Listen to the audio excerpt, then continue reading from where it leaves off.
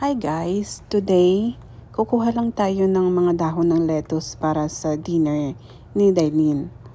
So, let's go get it!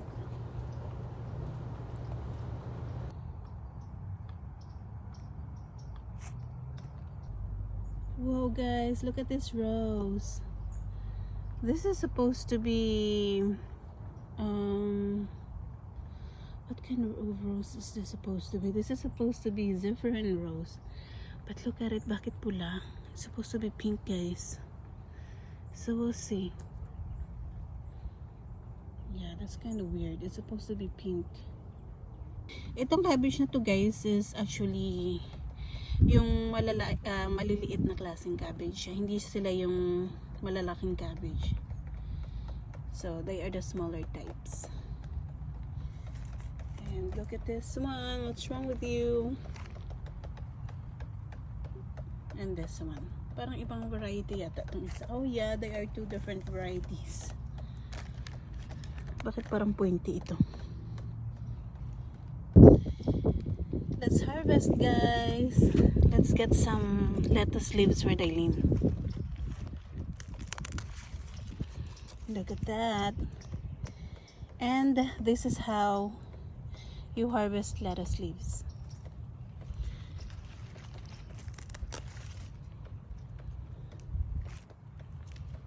Ganyan lang guys. You don't pull out the whole plant. You just harvest the leaves like that, just like that.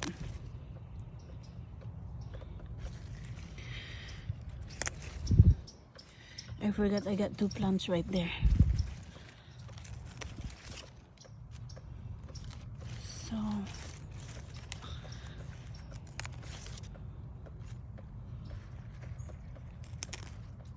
let's remove some of the leaves.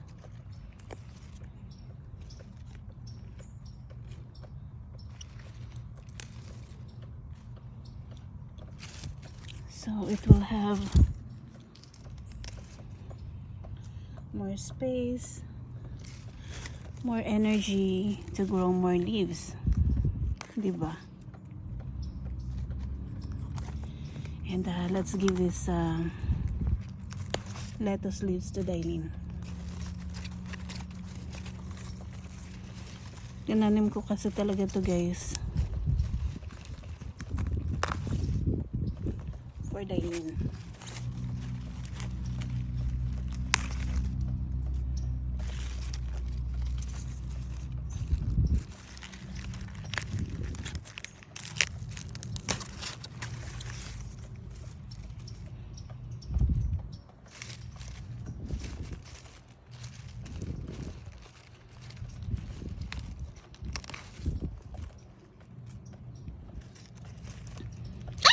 Basta. It scared me. There's a little frog. It totally scared the hell out of me. Look at that guys. The little froggy.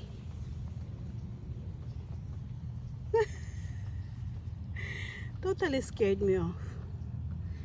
Hi little froggy. It's just trying to take shelter. Muulan-ulan kasi. Okay, let's leave him alone. Let's just get some more leaves and not to bother him. So ganyan lang naman guys mag-harvest ng dahon ng ano kasi ito oak leaf lettuce. Bakit siya oak leaf? Kasi yung shape ng dahon niya is oak leaf. I think we can just leave that alone. So ayan na guys, I think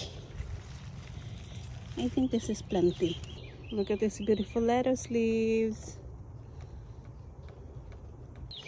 Tingnan nyo guys, and these are growing too. So pretty soon mag-harvest tayo ulit ng more lettuce. Oak leaf lettuce din siya. Yan. Tsaka ito pareha. And then yung mga bagong tubo is a different kind of lettuce. And then meron tayong mga what you call these? Spinach. Yung ibang spinach hindi pa tumutubo eh. Na-disturb ko yata sila. But I can be fine. Hopefully tutubo sila soon.